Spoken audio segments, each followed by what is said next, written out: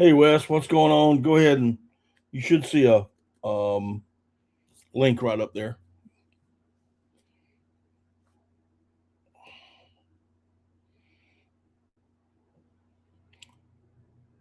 All right, while I'm waiting on Wes to click the link and come on in, welcome back to In the Blind with Daddy Duck. Uh, tonight's, as in every night that we do this, In the Blind is brought to you by Salt Creek Custom Ammunition, True Lock Choke Tubes, Biscuit Built 3D, and Heyday Outdoors. Um, you know, there's something wrong with duck hunting, and it's just not one issue. Multiple things have been stacking up. We've been talking about it, and a lot of other people have been talking about it. So I thought I'd get Wes once he gets up in here. Um, to We're going to talk about it some more, and so I'm going to ask the chat. Um, what do y'all see that's changing? What do y'all Are y'all seeing changes? Are y'all seeing anything that's changing? Um, Answer that in the just give me a little in the chat room. But I got to give credit where credit. Oop, lost. I had Wes and then I lost him.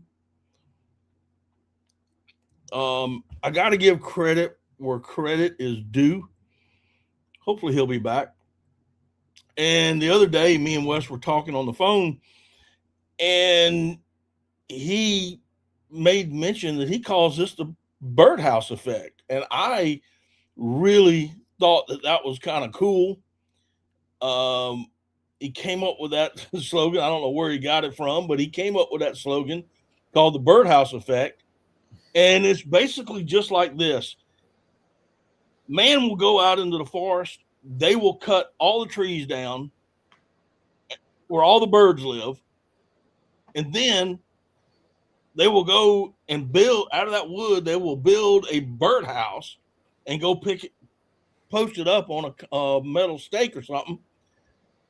You know, it makes no sense to me. Are we helping, or are we interfering um, with the duck populations and what's going on? And to be honest, am I crazy to be thinking about that? So tonight I've asked Wes to come and join me. So I got Wes Looney from Ground SWAT Game Calls. Wes, how you doing, buddy? Glad you could Good, make it. dude. Yeah, appreciate you having me on, Matt. Appreciate it. It's always fun to chew the fat with you. I hear you, brother. Sorry for the long intro, but I kind of wanted to set the tone for people who will watch this later on. Maybe not tonight, but they may watch it later on, and kind of set the tone about this thing you called the Birdhouse Effect. And I was real intrigued when you said it. I was like, dang, this boy's kind of smart. Okay, cool. I got it. Yeah, he's got some brains on him. Um, so I know you're from South Carolina. Oh, yeah. You're from the upstate. And just real quick, what are you seeing? I mean, as far as the waterfowl migration goes, what have you noticed over the years that you've been hunting? It's like anything else. It's 1 year it's up, 1 year it's down. There's really no steady trends. It's kind of all over the place. Could be. I know the year we had Hurricane Helene come through, I mean, we scraped by. I think I might have killed 3 ducks that year. A lot of people said it was because the acorns got knocked down too early before they could fully mature. They said that there was too much water. It pushed the birds out.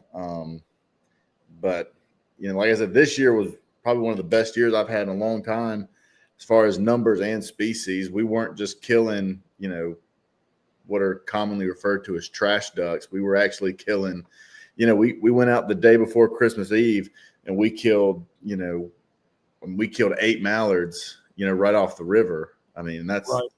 Kind of unheard of in South Carolina. I know a lot of guys do it pretty regularly, but unheard of for me. If I didn't have pictures, nobody would have believed me. Right. And I think you hit the nail on the head it's sporadic. It goes up and down, and it's been doing that forever, ever since I've been hunting. One year you'll have a good year, one year you'll have a bad year. You'll go into 2 or 3 of really great years, then you'll go 2 or 3 of bad years. Now I know you do travel a little bit out of state. In your out of state hunts, have you seen where you're going to a place, historically there are a lot of birds, but either you still see a lot of birds, not compared to South Carolina birds. Now that's is a whole different story there. But are you seeing birds, or are you not seeing what you think you should be seeing? I went to Arkansas a few years back, and I was happy because I was able to kill my first pintail since 2015. So it had almost been a decade since I'd held one. So I was happy about that. But the guys we were with that were local to the area, just sitting at the local Waffle House and even talking to the guide, he was like, he kept apologizing just because the numbers weren't there. And so, I mean, that trip, like I said, it was one of the best ones I'd ever had. Just was able to kill a pintail, the teal, mallards and stuff. But, I think their expectation for ducks is the sky has to be completely black, or if they're hunting snow geese, it's got to be a giant tornado every single day. Yeah, I mean, right. And well, then, yeah, go ahead. I'm sorry. And then we went to Missouri, and I remember the guide told us, he was like, "Look, if you've never seen 1,000 ducks sitting on a pond, you need to look." And right as the sun came up, there was, probably close to 1,000 birds sitting on this, flooded bean field. It was unreal. Right. I think that has a lot to do with their resources and management on how they manage their property and the hunting pressure versus just trying to funnel hunters in, take their money, put them on a few birds, and then get them out the door. So every place is different, but I try to look on Facebook as much and as little as I can, because you can't really trust that. But right. Yeah, even then everybody was saying, oh, this is a terrible year. The birds aren't here. It's too hot. It's too cold, not cold enough, So you take your lumps. You gotta adjust for the birds, and you kind of got to change the way you're doing things every now and again. Right. And we're going to kind of get into that in a little bit. Me personally, and I'll just go back to last year, went to Louisiana in September. I'm not saying it was a terrible hunt. We shot 33 teal in 3 days. Or it may have been more than that. I think total, there was 2 groups of us at one time. So I think the total was like 50 to 60 birds in 3 days with 2 groups. And that in itself is in me was a great hunt. Just a great hunt with the people I was with and the atmosphere and the whole 9 yards. But then I went to Minnesota, and he just stepped in. Cody, let me say hey to a couple guys real quick. Anti, what's going on? Kingdom, how's it going? Tick Bite, North Carolina's in the house. And Cody, of course, after 5. Now, I went hunting with Cody, and I kid you not, I saw more ducks the first day, and we were scouting the first day, than I'd seen in 10 years in South Carolina. Just by far. And Cody was apologizing the whole time, the 5 days I was there. Dude, I am sorry that the birds just aren't here. And I'm like, come on, you don't understand, dude. We're shooting mallards, we're shooting gadwall, we're shooting pintails, we're shooting widgeon. We got into a few ringnecks. I go all the way to Minnesota and end up shooting wood ducks. I was having a blast. Go back to Louisiana.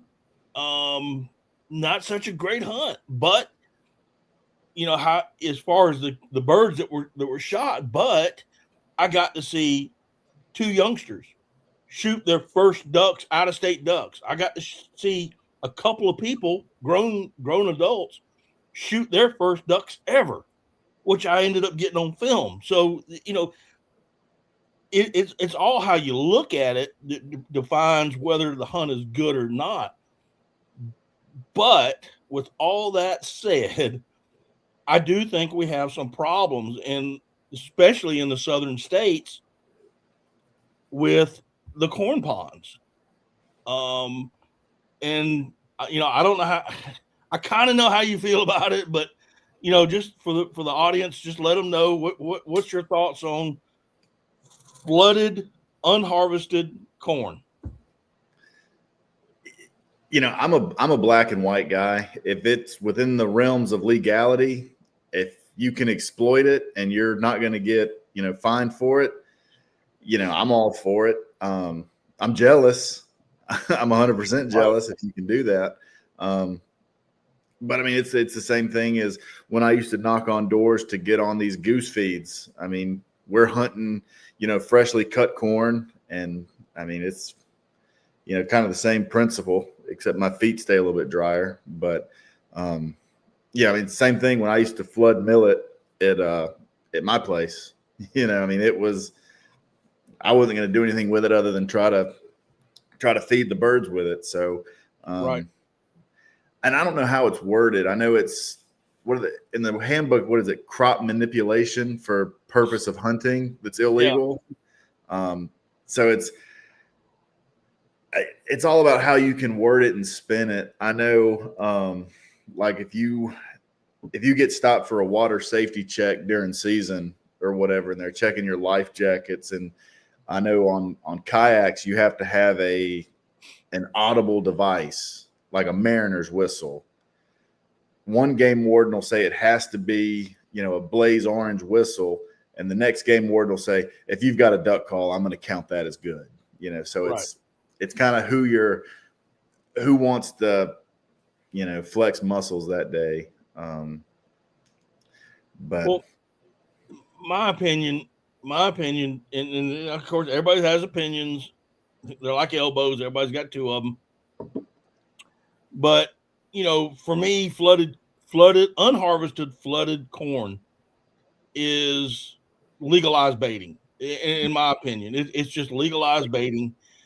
Corn will hold ducks, period. And my huge concern on this is that the ducks have gotten used to these, not just an acre, not just 2 acres, but tens of thousands of acres. You can go to one state and get 20,000 acres out of it. You can go to another state and probably have 5,000 to 10,000 combined, but it's going to hold those ducks, and it's going to short stop them. It's going to mess up the natural migration headed south. It's even going to mess up the localized, migration from ducks hitting, going to maybe a refuge area that's not planted, a moist soil refuge area. Those ducks are getting up and they're scattering out, out into the public waters. Those corn ponds are going to hold ducks. I mean, it's just a fact of life. It's what's going to happen.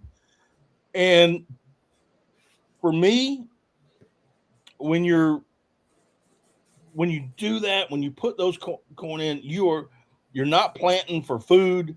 You're farming ducks. You're not farming food. You're farming ducks, and you're putting the food where we want the ducks to be, not necessarily where they have been going historically.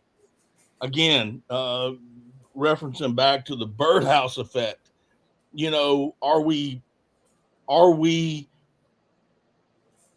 and my question is are we as man manipulating the ducks to hit those cornfields in spite of tearing up all the natural vegetation, all the natural foods that they have been eating for thousands upon thousands upon thousands of years, depending on if you're, a Big Bang theorist or creation theorist.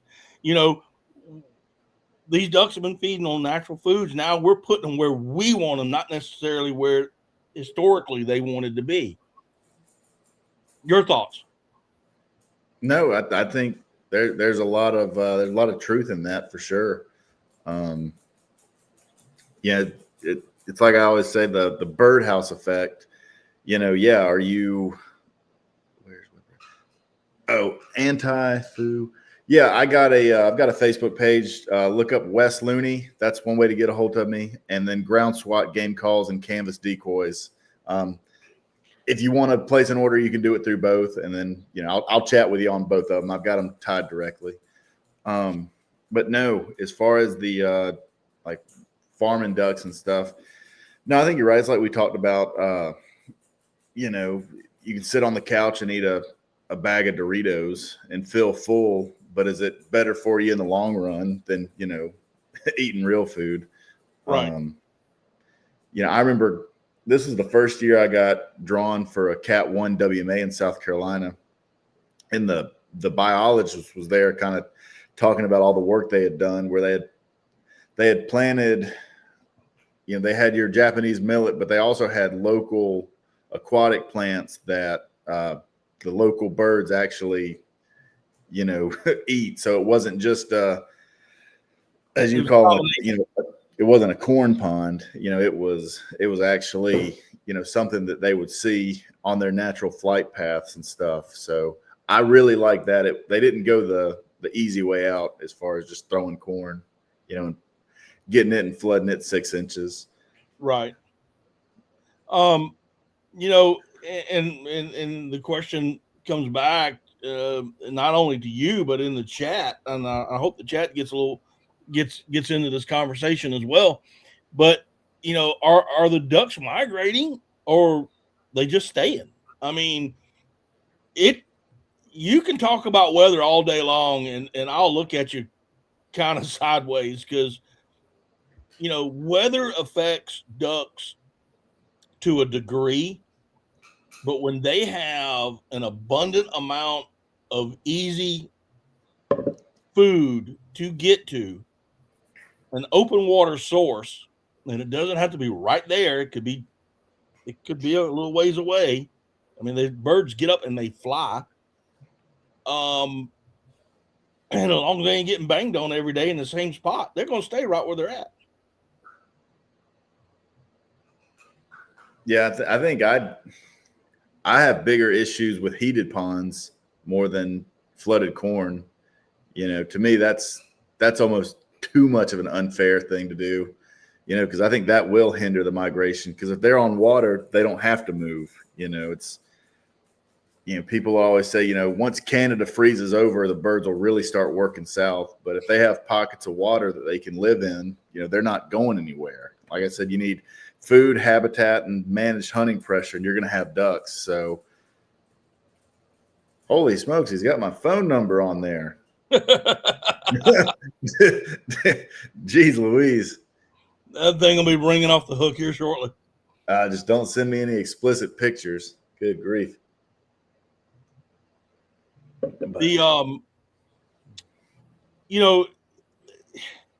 I had somebody the other day, was after I had talked to you, I was talking to another friend of mine, and they were talking, they are pro corn ponds. And I mean, I can be friends with anybody. Hey Mark, how you doing?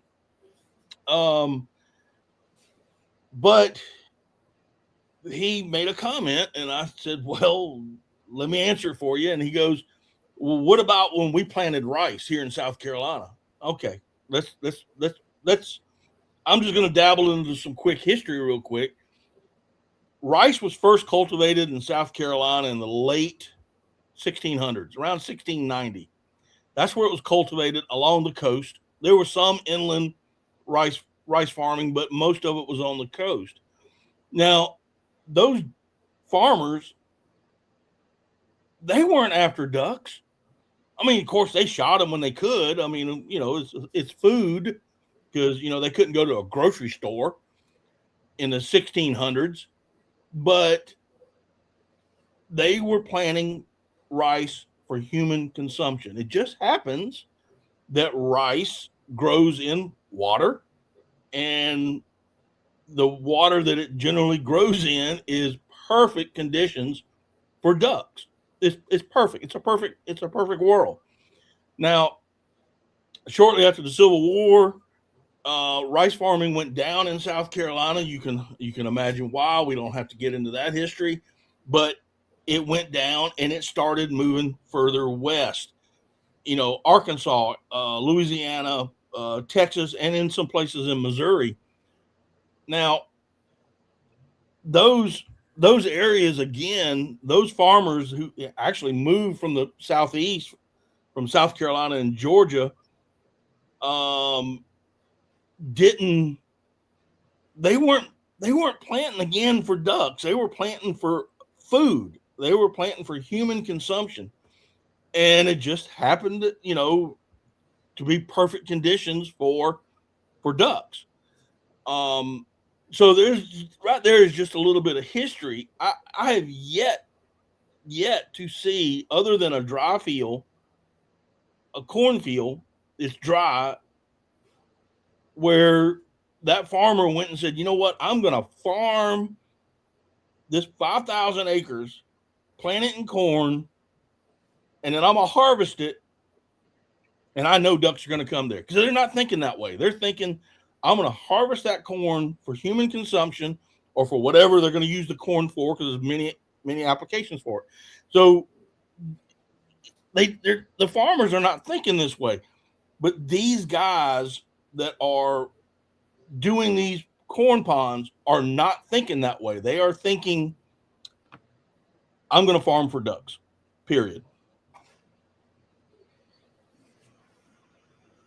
My 2 cents on that. Now we'll keep going somewhere else, but I just want to make the audience clear. When it comes to rice, these rice farmers aren't planting rice for ducks. They're planting rice to eat.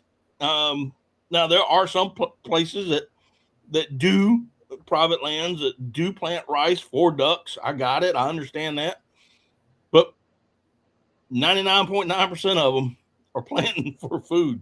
They're planting for human consumption. Anyway, do you reckon they should put a size restriction? Like if you're gonna plant crops for non-human consumption, basically in the spirit of for duck hunting, should they put a size restriction where you can only have a 10-acre plot or whatever, or is that just kind of overstepping? So I'm going to lump this up into unharvested flooded grain, which will take in corn, rice, and beans. If you're planting for ducks, first of all, I'd like to see it all quit. I personally would love to see it just all quit. Right now, I know Senator Kennedy from Louisiana has sent a letter to the U.S. Fish and Game Services. As far as I know, they have not responded back to him on that letter. But if they're going to keep flooded corn, then dadgummit, let me pour a bag out. Allow us. That's just. Okay. If you're gonna let them plant, because it's legalized baiting, you might as well let us pour a bag out, or 2 or 100 or whatever. But as far as size restrictions, no. But if they do keep flooded corn, I think it should be about 80% harvested. And, you can use it for whatever, deer corn, what have you. There's very few states that I'm aware of that don't allow baiting for deer and hogs. But I know there's some, but 80% should be harvested. The other 20% could be left over in on the edges for cover, cover and food, but personally, I would like to see it all go away. All of it, just go away. Cody brings up a point though. Naturally flooded or man flooded. Okay, so it's kind of like the weather. Let's say we don't have any corn ponds whatsoever. They've outlawed corn ponds, outlawed pouring corn. You have to do a moist soil type deal. If you're lucky enough to own property that's next to a river and it floods, buddy, you've hit the jackpot. That's all I can say. You've hit the jackpot. As long as it's a natural flooding occurrence, because it's, natural flooding is only going to allow for a couple of weeks at the most, and then the water recedes. So, I know that there's other storms that could come in and keep it there a whole lot longer, and I'm generalizing for the most part. I think that, if it's a naturally flooded area, God, did it. You just won a jackpot, in my opinion. But it's just, I hope that answered your question, Cody. Going on to a different topic, again, under the umbrella of the Birdhouse Effect. 5-10 years ago, I guess, on social media. I haven't been on social media that long, maybe 8 years total. But I noticed people talking, saying, man, the ducks aren't here. Where are the ducks? And the social media content creators, a lot of them, if not all of them, and to include myself, because I said it, I know I said it. Boys, you just got to get out there and scout, and you got to get out there and scout harder, and scout for 2 or 3 days before you actually find that great place and then hunt it. You get a 1-day hunt out of it. I mean, you're lucky. And these content creators were saying this. And again, I was saying the same thing. And I also, not only me, but others said, well, guess what? If you don't have enough ducks in your area, get in your truck and head somewhere. Well, guess what? We did. And the hunters all across the country started going to different places. More started showing up in Arkansas, more Louisiana, Missouri, Kansas, the Dakotas, all these other different places. Now, I know you've seen it on social media where these states are now starting to restrict us. You're only allowed 7 days here or 14 days here. You're only allowed to hunt certain wildlife management areas, taxpayer money places. You're only allowed to hunt them on certain days. So, what are your thoughts on the restrictions? On Canada is another one. Canada, I think Saskatchewan is one of the big ones. And I think one of our good friends. Oh gosh, I'm going to write his name down for you. It's Joey. Joey. Yeah, Joey. Textron Game Calls. He's a guide up there. So, what are your thoughts on these restrictions? Somebody told me a couple years back, I think first time I went to Missouri, they said, be careful because the farther you go to kill ducks, the farther you're going to have to go to kill ducks. So I'll be honest with you, I don't know how I feel about it.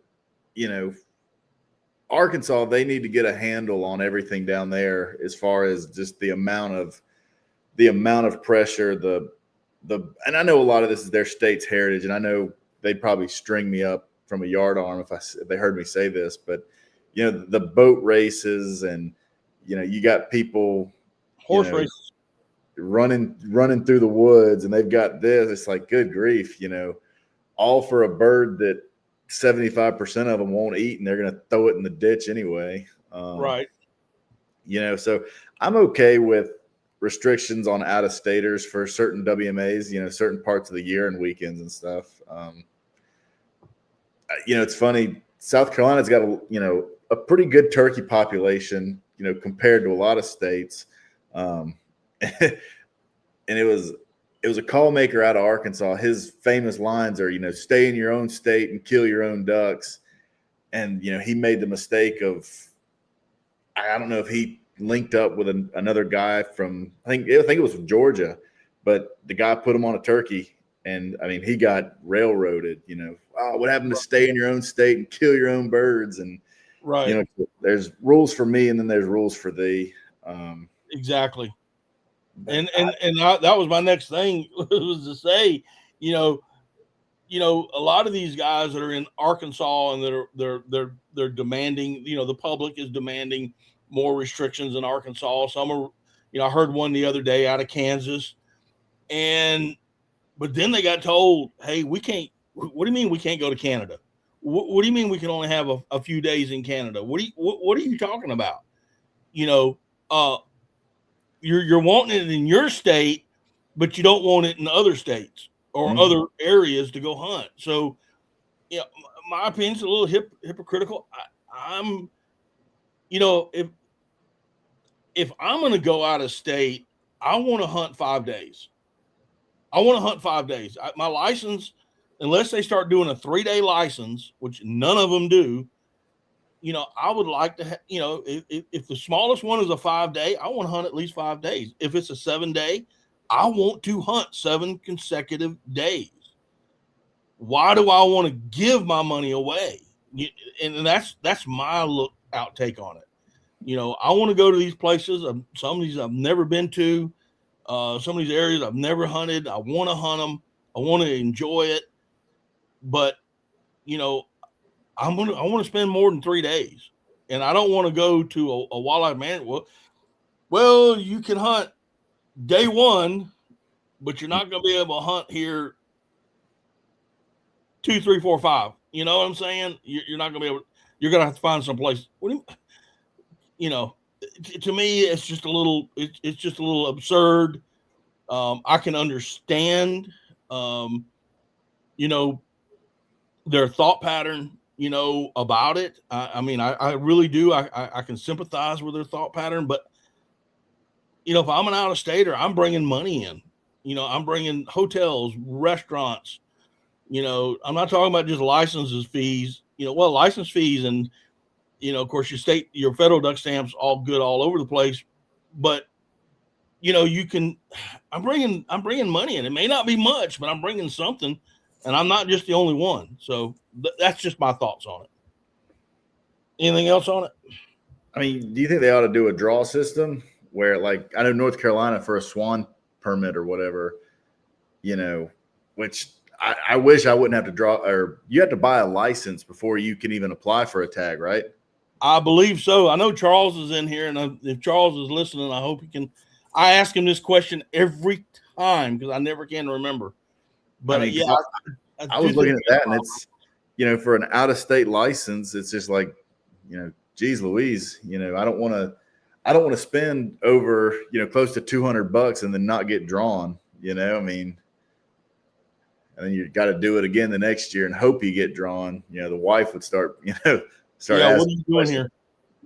But Cody just wrote in, South Dakota is a lottery for regular waterfowl. So I'd be okay with that.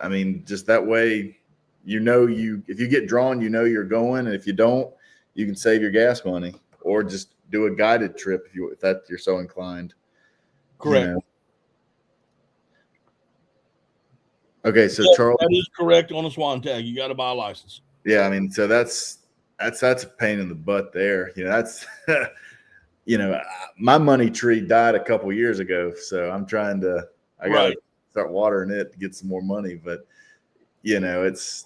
Speaking of which, we're in a drought right now, so there ain't much water going anywhere. No. Now here's one. Again, are we building a birdhouse on these restrictions? Are we building? Is man building a birdhouse? Because with these, you're looking at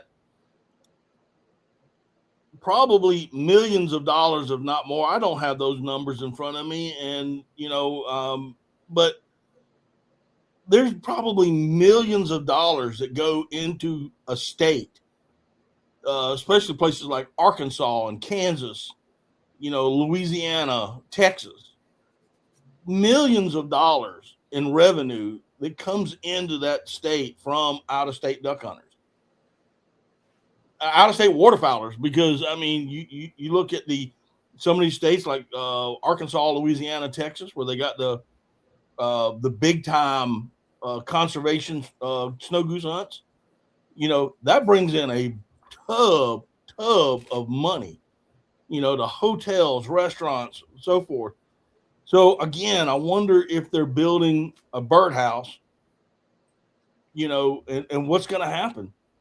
What is going to happen when the duck hunters say, well, okay, we won't go back. I mean, nobody's going to do it. Everybody's going to go back. But what if? It's that what if scenario. Okay. Are you local guys going to be upset when your WMA start falling apart because you're not getting the tax money? You're not getting that tax base. Yeah. So here's another one. The old mutt mallard, the old game farm mutt mallard. Excuse me. Bougie wants to get out.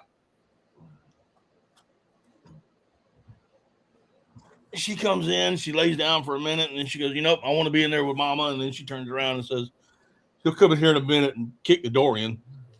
But, the old mutt mallard, the old game farm mallard, we've talked about this as well. Again, Birdhouse Effect. These are inferior birds. They're smaller. The wingspans are smaller. The legs are longer.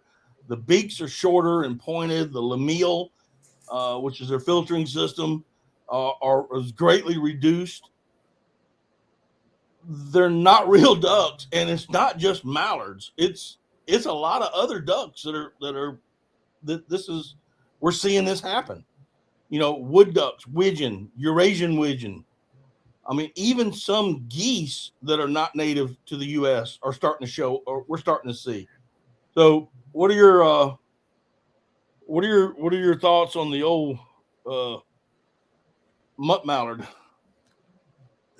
So, I know the lab when we talked on the phone this weekend, you had said it was basically a project that SCWA had started to get more mallards in the state. And then it really snowballed. So that's where the Birdhouse Effect comes. I think that's when the conversation started about it. Right. Were you doing more good, or were you doing more harm than good by putting these birds in the area? It was like I told you, I went to a place just to volunteer and help out, and I was throwing decoys and hitting the backs of them. And they were just, swimming 4 feet away and then sitting down. So, I mean, it's just, and I get it. Guys want to work their dogs and stuff like that. You won't have an opportunity like that to send them out a good bit. Like, I understand that completely, but, I think it does. What was the stats on it? Like 70% of the Eastern Flyway has inferior genes. It was like 90. It was closer to 90. Yeah. I mean, we screwed the pooch on that one then. I mean, and we're finding them, farther out west. We're finding some of these ducks now, whether they're leaving South Carolina and migrating or other people are releasing them. Releasing ducks is not something that just started in the 80s in South Carolina. It's been going on for centuries, up and down the Atlantic Flyway. The old tower chutes. I don't know if you're familiar with those, but there used to be a place in New York. Now I don't remember the name, and I'm not exactly sure where in New York. It's in upstate New York, but I remember Grits Gresham. He's a famous outdoor writer that was talking about going to this tower shoot for mallards, going to shoot mallards. And it was a tower shoot. He said they were throwing those ducks so hard that they were actually flying backwards. And he made lighthearted of it, but this guy was going. This was in the 40s and 50s. You know what I'm saying? So, but even way before then, they had brought European game farm ducks over here, and they would get released, either incidental or intentionally. And these ducks, yeah, they're all up and down the East Coast, all up and down, and we're starting to see them in the West Coast. Dr. Phil Kaminsky, very noted waterfowl biologist, retired, lives down in Pawleys Island now. I talk to him all the time, and I mean, this thing is detrimental to the wild duck population. I mean, it is absolutely detrimental.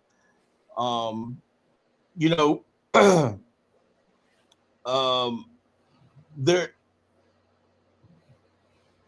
I don't know if you remember, but it's been some time back. Somebody somewhere in South Carolina shot a Chinese mandarin. Oh, as a college kid out of Hartwell. Yeah, she shot it. Now, was this an escapee from an aviary or, waterfowl aviary, from the zoo or from somebody who had ducks in their backyard, that was whatever, or was it actually released? And there's been some more and more and more of these Chinese mandarins, European widgeon. They said, well, they flew over through the Bering Strait, and they came over from, across to Greenland. I'm not saying they couldn't, but we're seeing more and more of them. So what's the deal with that? Are these, because you go on the game farm websites, you can buy mallards, you can buy pintails, you can buy wood ducks, you can buy widgeon, American widgeon, Eurasian widgeon, and you can buy lesser white-fronted geese. And there's a lot more that you can buy. So, what's the deal with, are these escapees, or they're being bought and raised in a corn, shelled corn pond, and then let them fly around, see what happens. They're detrimental. I can remember duck hunting in high school, and I mean, even my earlier years in the Navy, you would do a leg check, whenever you'd pick up a bird, hoping it was banded. Now you do a foot check, just hoping it doesn't have clipped toes, Right. Because it's like, God, if you kill a clipped toe, it's kind of like, oh, well, somebody's pet. Hate that, but yep.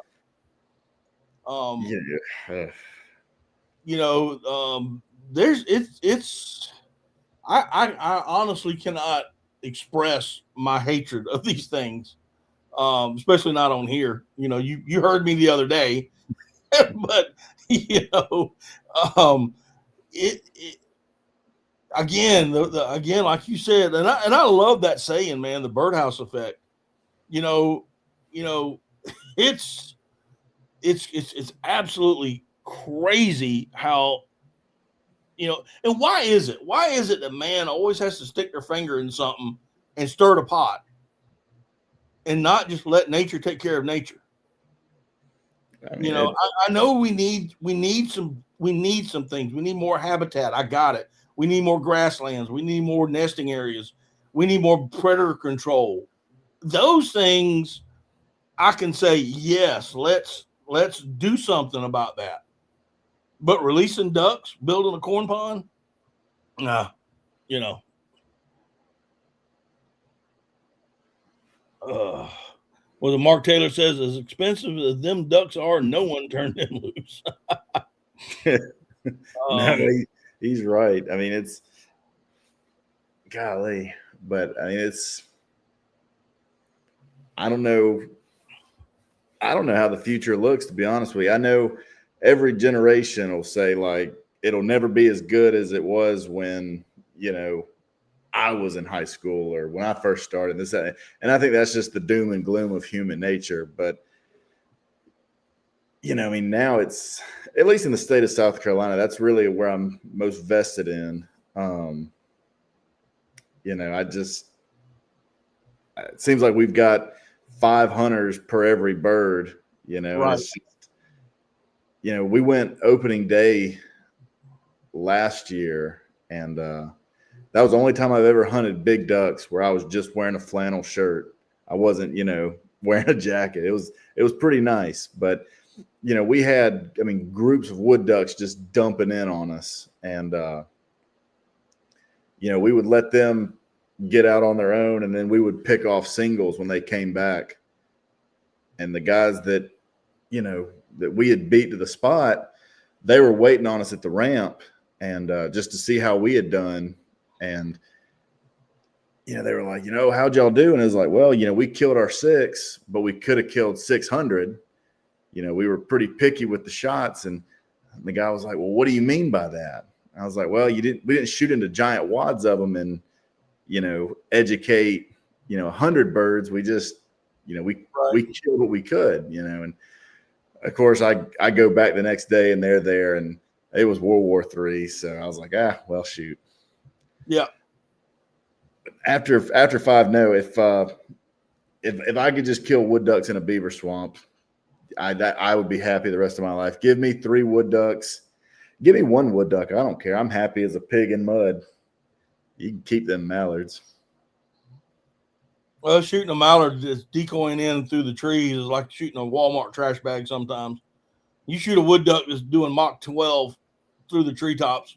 Yeah, you're getting sporty. I'm with you, Cody. I do love my mallards. I do, but I'm like you, Wes. I'm perfectly happy shooting 2 or 3 wood ducks in a beaver swamp by myself, or with a good friend, and just having a good time. Wood duck hunting's the best because they're either there, they're not. You're out of there by 7:15, and you can beat the crowd to Waffle House. So yeah, that's true. I limit. Yeah, I got a limit, and don't even have to say, got a limit of wood ducks. That's a limit. Well, you made a mention of something, and I kind of want to ask you and the chat: are y'all seeing more and more hunters now, or y'all seeing less hunters, or is it because we're seeing more because the birds are in specific places, and it just seems like there's more people showing up to these specific places and not branching out? What are your thoughts, chat? I would love to hear what y'all are saying, what y'all are thinking, rather. The spot you find on public that's holding birds, 20 people know about it, at least around the area I'm at. Right. And a lot of that's due to accessibility, the housing boom that's going on. Greenwood, Murray, Kiwi, Hartwell, all those lakes, duck hunting is going to be a thing of the past unless you're in the middle of the lake in a layout boat shooting divers. Because I think for most lakes, you got to be 200 yards. And then I think on Murray, in some parts, you got to be, 250. And those ducks know who feed them crackers on Sunday. I mean, they're going to hang out by Miss Ethel's dock, and, it's just how it goes. But now, and I try not to blame Duck Dynasty on everything, but when the show came out, duck hunting became cool, Right. I was a weird one in high school because I duck hunted, and it was, I think there was 3 of us that went, now it's, now it's the cool thing to do. And I hope turkey hunting takes off and people can leave the ducks alone for a little bit and chase those. But no, I don't know. I try not to be too doom and gloom about everything. We've got a real high concentration of hunters versus the number of birds we have in South Carolina that are not sitting in neighborhood ponds or hanging out, by boat docks. And these hunters, and I got a statistic that was given to me the other day when we were talking is when I got it. But do you think these hunters, you're saying you're seeing more? Are you think this is the younger crowd that's being cool, or do you think these are the older crowd, like for instance myself? No, I think it's younger guys because it's what's cool, I mean, and golly, I don't think I'm old enough to say, those damn kids just yet, but I mean, I hate to say it, but you see them and they show up 20 minutes before shooting light, and like I said, they'll take a pile picture, and then you look and they're throwing the birds in the long grass. I mean, right. Yeah, that to me is, oh, you want to take me off quick, just throw your ducks away. I think we've lost the woodsmanship.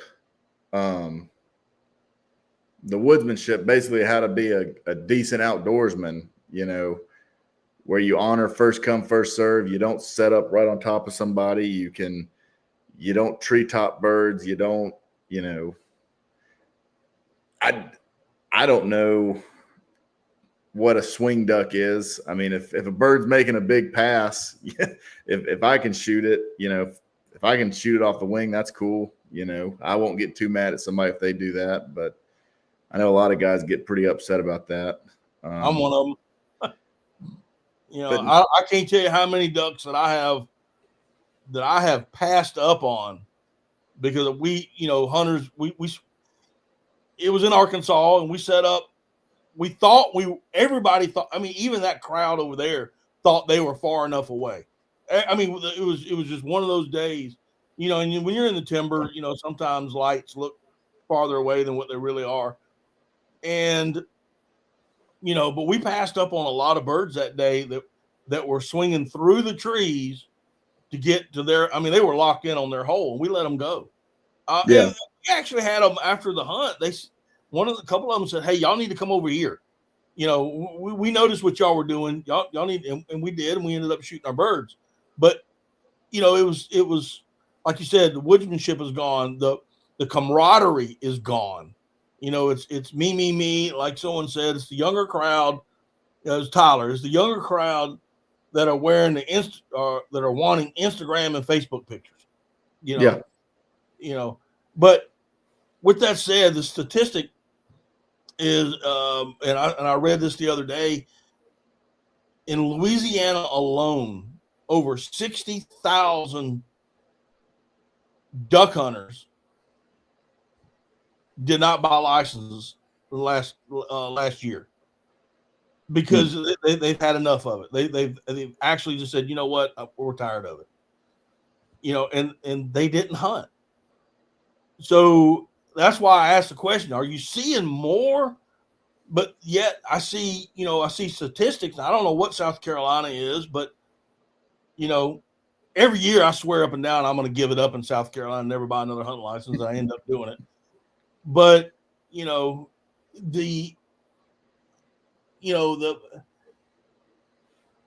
there's revenue, and if duck hunters keep getting disenfranchised about the numbers, the corn ponds, the restrictions, what's going to happen to the ducks?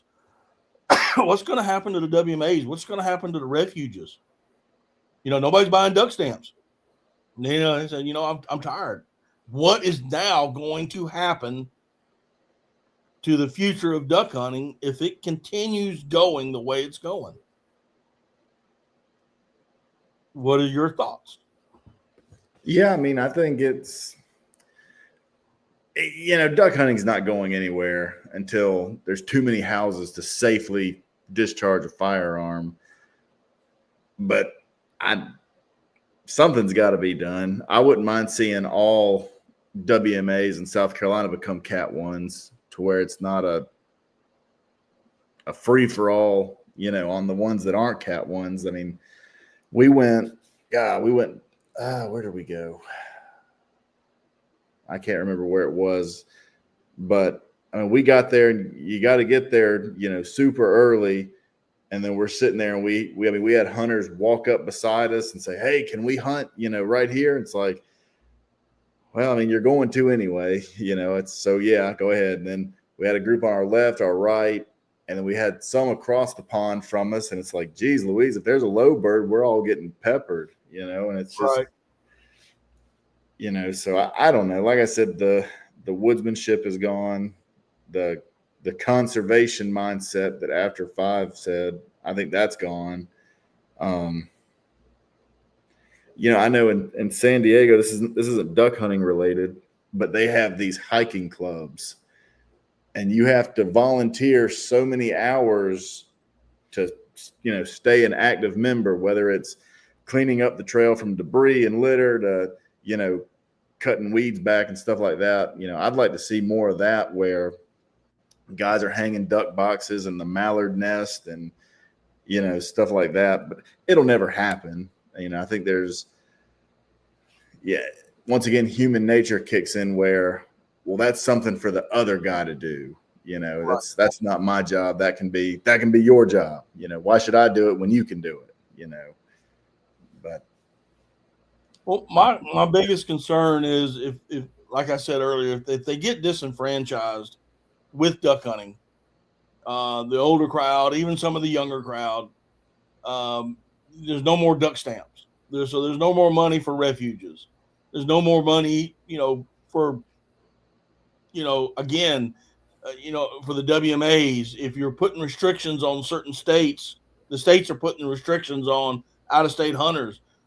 These monies, with the Pittman Robinson Act, and I mean, the economy of all of it is, you see Delta and you see DU. I mean, there isn't a day goes by that you're not getting a DU or Delta Facebook notice or something in the mail. You need to renew your membership. We need money. We need to, we want to put 1 million ducks in the sky. I don't want to see 1 million ducks. I want to see 10 million ducks. But you got this going on, and people are getting tired of it, and they're just going to say, I just won't duck hunt anymore. So what's going to happen if that money starts to dry up again? And like I told you the other day, hey Mike, what's going on, buddy? It's like, oh, Mark J. Larson's in the house. What's going on? I lost my train of thought there. If this money's not there, what's going to happen? The waterfowl hunting, migratory game birds, and unless there's something else I'm just not aware of, are all regulated by the federal government. And if the federal government doesn't have enough money to pay for these things, they'll stop. They'll stop if they don't have the duck stamp money, if they don't have the Pittman Robinson money, if they don't have, the other taxes, they'll stop. And then all of this stuff will deteriorate.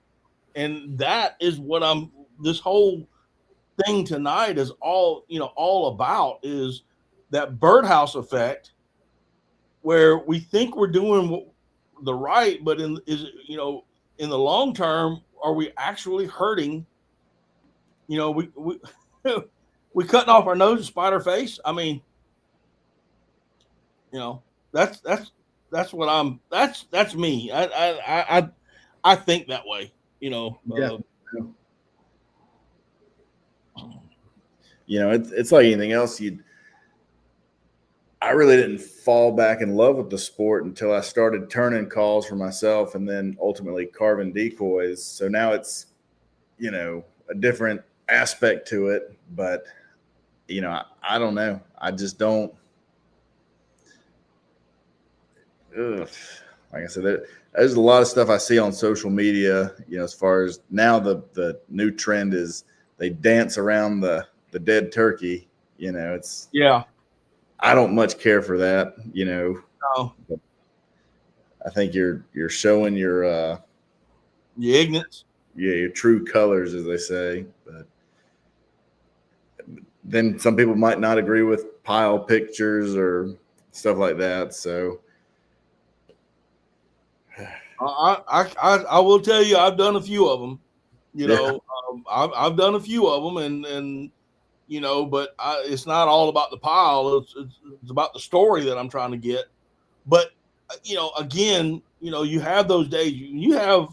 When you have those 3-man limits of 6 ducks, and good ducks, mallards, widgeon, pintails, you kind of want to, you kind of want to show it off. But I got it. The bill in the barrel. My gosh, you remember those? yeah, Shoot one little poor little wood duck. It looked like he'd been hammered with about 5 3.5 inch number 2s, and they stick him in the barrel of the gun, yeah.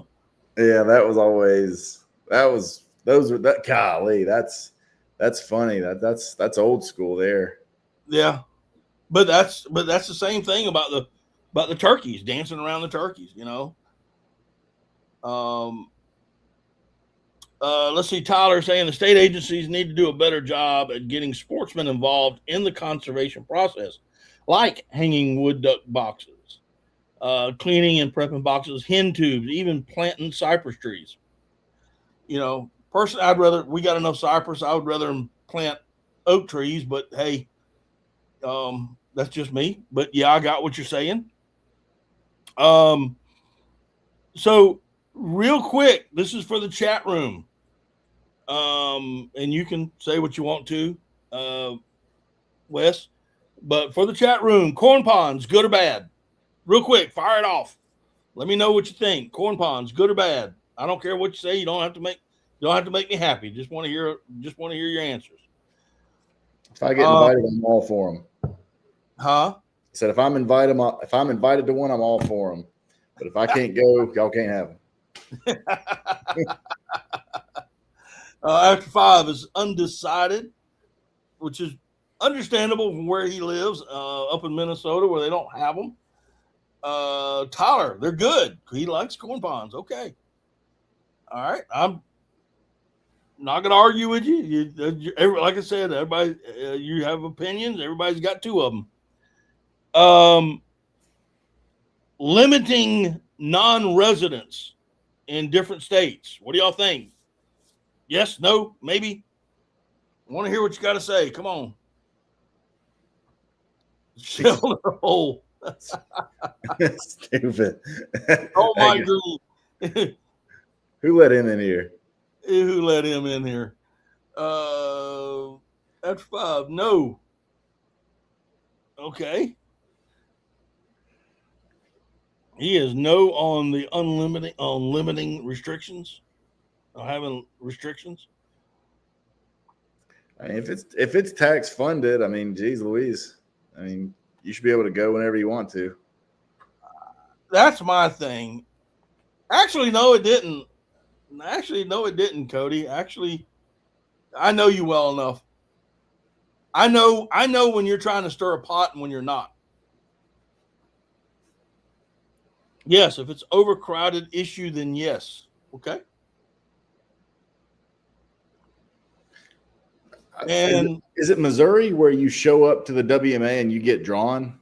Is that I don't know. I saw a picture of it on Facebook where they were in this kind of like a banquet hall, and they said waiting to get drawn for a WMA or whatever. So I'd be okay with that too.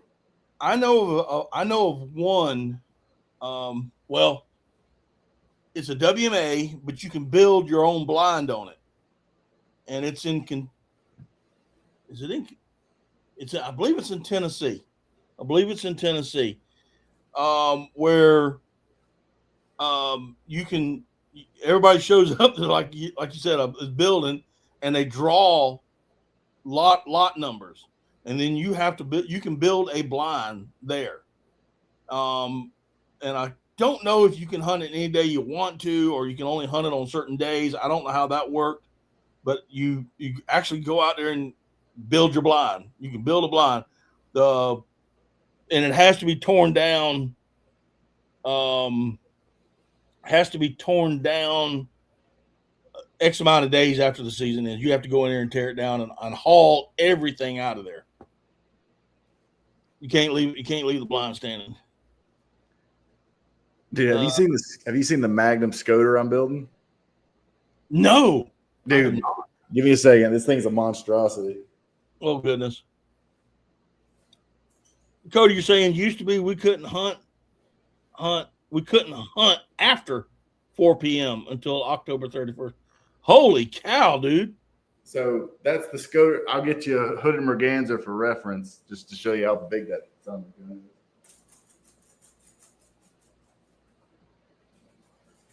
All right, and for the chat, I got one final question. Ooh, can you hold them both? Let's see if I can do this without dropping. See, I couldn't be a waiter. Holy crap! Dude. Hey, Mike, you need some of these to kill birds in South Carolina, dude. He knows it.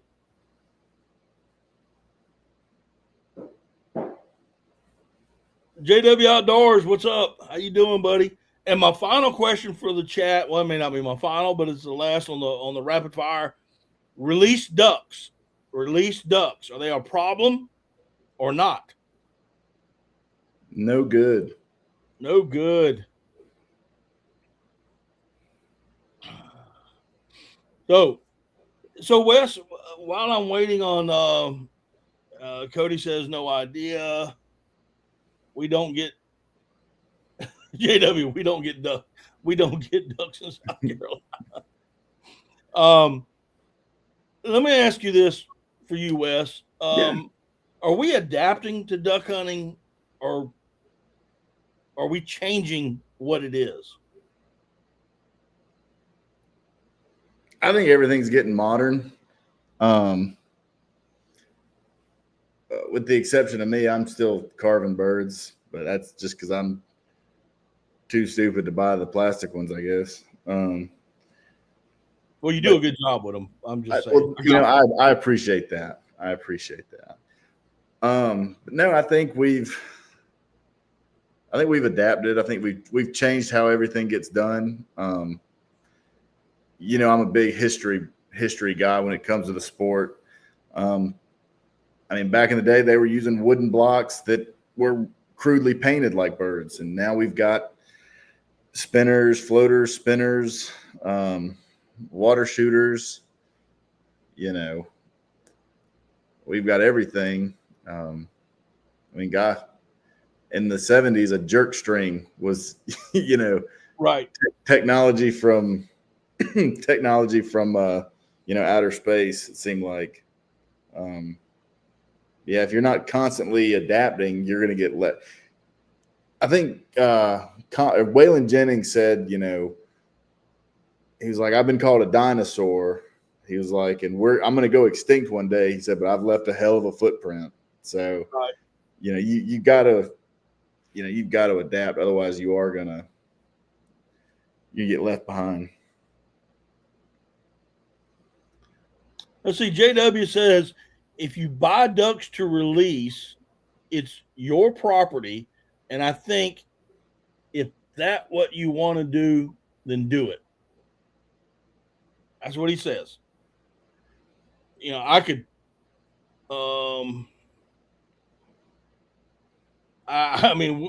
we beat the mutt mallards to death, but, again, I think a lot of people don't realize that, or they don't want to realize the adverse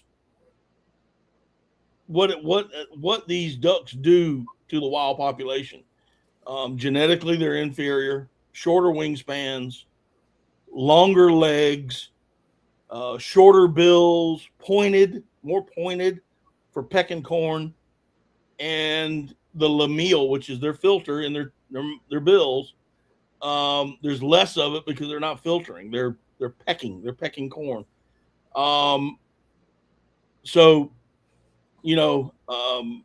Me personally, I don't like them. I know Wes doesn't like them, regardless if it's your property or not. I think they're bad for the environment. I think they're bad for the wild duck. So, but that's just again, everybody has a right and an opinion on this. So, do y'all have wild mallards in South Carolina that nest around any of the lakes? Who? Maybe. Yes and no. I mean, if you go to any residential park or whatever, you'll see birds sitting on nests. But as far as like huntable properties, Greenwood, Murray, Hartwell, such, I'm sure you do in some coves, but over 90% of them are genetic game farm birds from the testing they did last few years. And that's why I say no, but could there be? Sure. I mean, I can't 100% say no. Yeah. But majority of our birds, wild mallards, come from two places. They come from the Atlantic flyway from Canada down the coastline, and then the other are raised in the Great Lakes area, and they fly down and then they cross over the mountains and come into North Carolina and South Carolina. So that's the majority. South Carolina, the Santee Cooper National Wildlife Refuge was built for two reasons and two reasons alone. And that was the refuge, the Santee National Wildlife Refuge, right outside of Jacks Creek on Santee, is the last wintering stop for the Canada goose on the Atlantic flyway. And it's also the last wintering stop for the wild mallard. I'm in the process of making mallard nests for next year. Awesome, dude. Are you going to send them up north, or are you going to keep them around here? Just out of curiosity. Thank you for raising your hand, Mike. That's awfully nice. Yeah.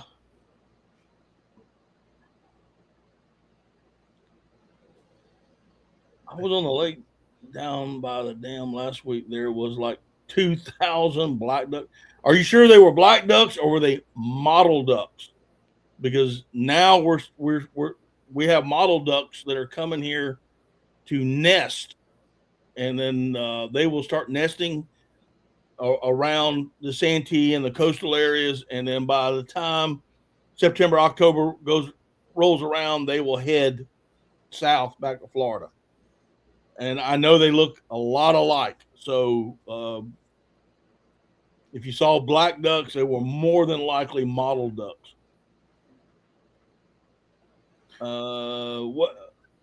Here's a question.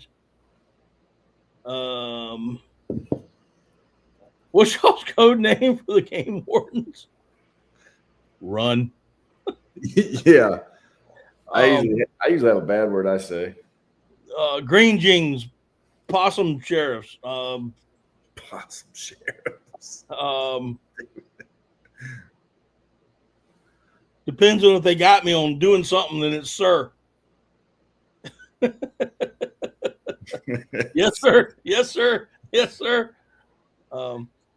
Wes, I know we're going on about an hour and 15 minutes, and I know that you said you had something to do. You got anything else that you want to? I mean, you can hang out as long as you want to, man. I may stay here for another few minutes. Yeah, I'm good until 9:15, and then I gotta do my household duties. Well, it's what time is it? It's 9:11 now. Never forget. Gay Normans. Oh, Mike. Oh, I'll tell you one thing. I would love to see Mike and Cody, you and me, in a blind together. I honestly do not think that we'd be able to shoot a duck from laughing so hard. We need to go to Lake Seminole in Georgia and go kill some canvasbacks. I want to kill a sea duck next year, and then I want to kill a canvasback, and then I'll be happy until I can kill my swan. The only what I call sea ducks, the only one I've ever killed was an old squaw, or now they call them long-tailed ducks. JW says I want to be a fly on the wall. I hung out with Mike Green at the sportsman show in Columbia, and dude, between me and him, man, I don't know who was. We were laughing the whole time. It was a riot. Oh man, that'd be a good trip. I don't know if now that we're talking about it, I think the court would probably call that premeditated for most things that would happen. But you know, there was a sea duck guide down by UMAP, I think 2 years ago. He got blasted for throwing birds out. Right. Yeah. Throwing them at the ramp. That's what was crazy. At the ramp. Yeah. And he got caught. I mean, he got caught big time.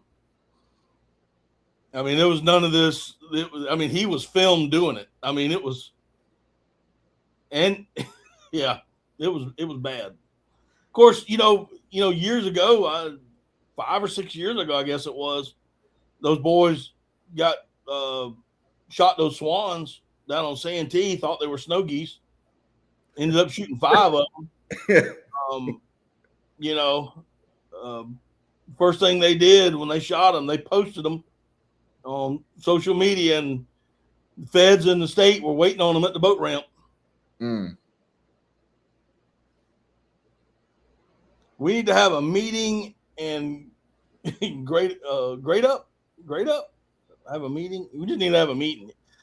I would love for, I know I got a lot of out of staters in here, guys from Nebraska and Minnesota and Texas and Tennessee and all these different places. But yeah, I wish there was a way that I could get you guys, everyone that's in here right now, and meet up somewhere and just hang out for a weekend. It could be duck hunting, preferably, but fishing or just hanging around the smoker and cooking meat, smoking meat and, just having a good time. I really wish that could happen. Hey, Mike, you're a Clemson fan, aren't you? Oh Lord, yeah. I can tell you I've got a call that I sent to Dabo Sweeney. He's actually signing it, and he's going to send it back to me.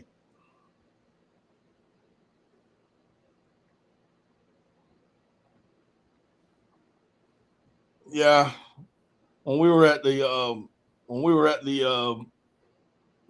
classic, he said, Matt. I said, what? He said, look over there. I was looking. I was like, what? What am I looking at? That big old place over there. And I'm like, what are you talking about, dude? He said, that big place right there. I said, talking about the stadium? He said, that ain't a stadium. That's the South Carolina's largest gay bar in the world. I'm like, oh Lord.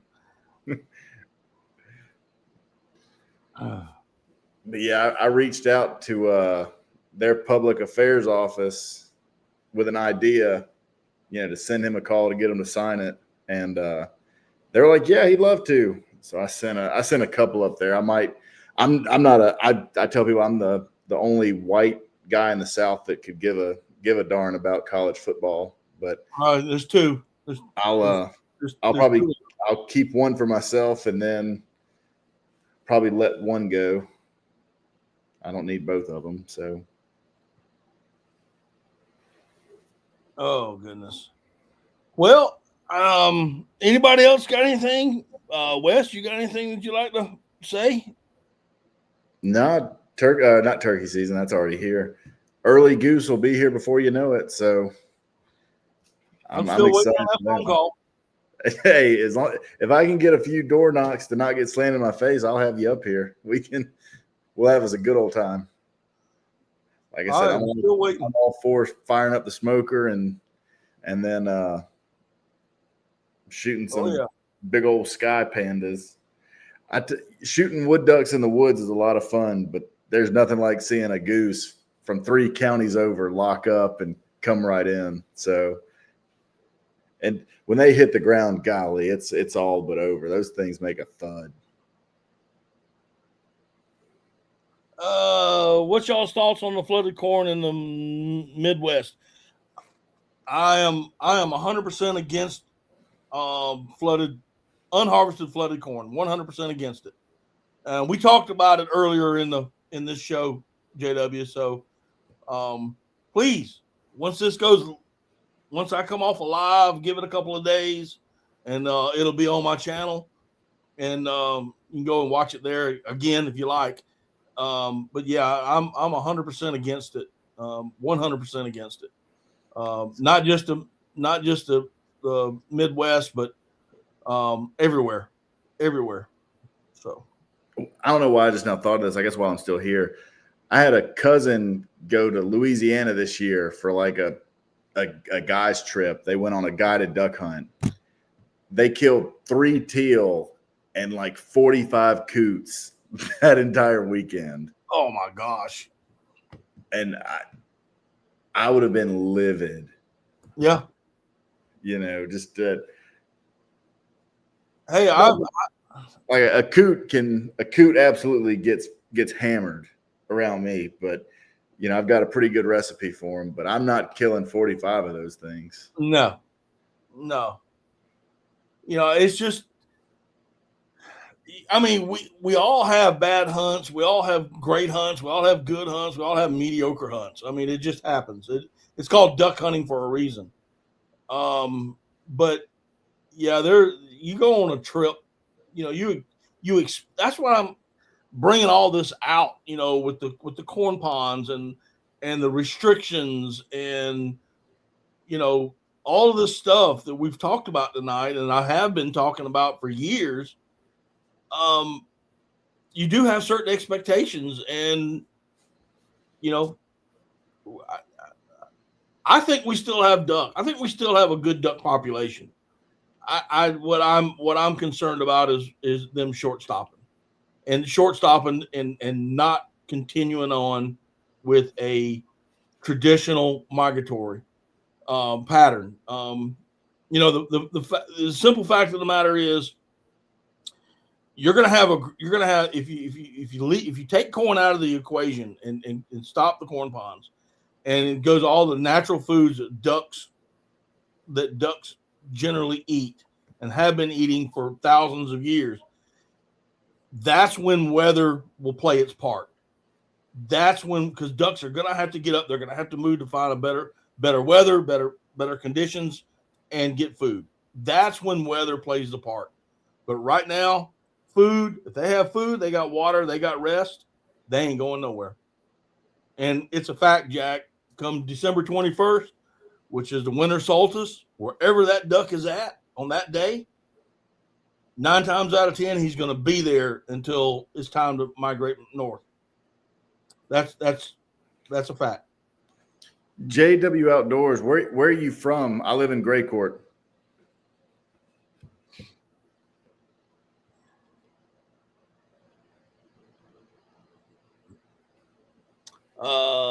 Look up how many more acres of corn is now being planted.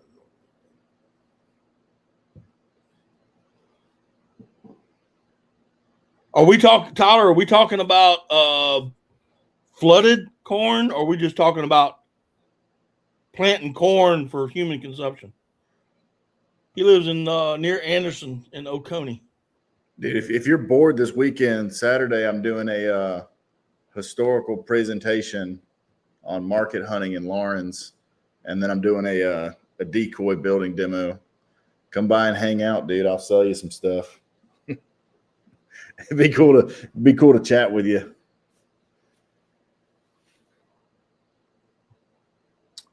Yeah, I just moved from Belton, so I know exactly where you're at. Well, Wes, you got anything else, buddy? Dude, I am tapped out. All right. Guys, if y'all got anything else, put them in the comments now because we're going to be closing her down. I know Wes has got some house duties. I'm actually surprised that a frying pan hasn't crossed the room yet at him, aimed at his head. Well, that might be coming sooner than later. So,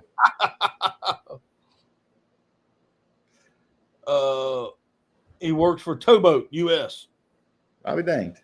Oh, that's cool. I could have used you. I could have used you during the duck season. Anytime you want to tool around, man, I'll get you behind the lathe or get you with a couple paint brushes. You can paint some of my birds for me. Free me up. There you go. Tyler saying grain harvest corn, not anything flooded. Yeah. Yeah, I don't have a problem with somebody hunting a cut field. I have no problem with anybody hunting a cut field. Any cut field. I have no problem with that. If you have if it's a cut field, even and let me go one step further. If you have a harvested field, a cornfield that's been harvested, and you flood it, I ain't got a problem with that. I do not have a problem with that. It is the unharvested corn that I'm talking about. But anyway, guys, go ahead, Wes. Matt, I'm gonna go ahead and leave you with it. All right, buddy. It was good talking with you, and I hope we can solve the world's problems. I hope. Well, we probably didn't solve anything, but we talked about it. But guys, listen, I do appreciate y'all coming in tonight. Wes, thank you so much for being here. You know, you're welcome anytime. Absolutely, I'd love that. Anytime you want to come in, just give me a holler. Guys, again, In the Blind with Daddy Duck is brought to you by Salt Creek Custom Ammunition, TrueLock Choke Tubes, Biscuit Built 3D, and of course, Heyday Outdoors. Actually, I'm sporting their little koozie here today. It's orange. I did this because I was hoping Mike would show up. But anyway, guys, y'all have a good one. Take care of yourselves, and we'll see y'all next time on Daddy Duck 365. Good night, everybody.